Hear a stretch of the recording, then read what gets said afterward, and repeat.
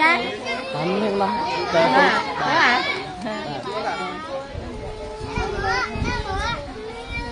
đi sao đó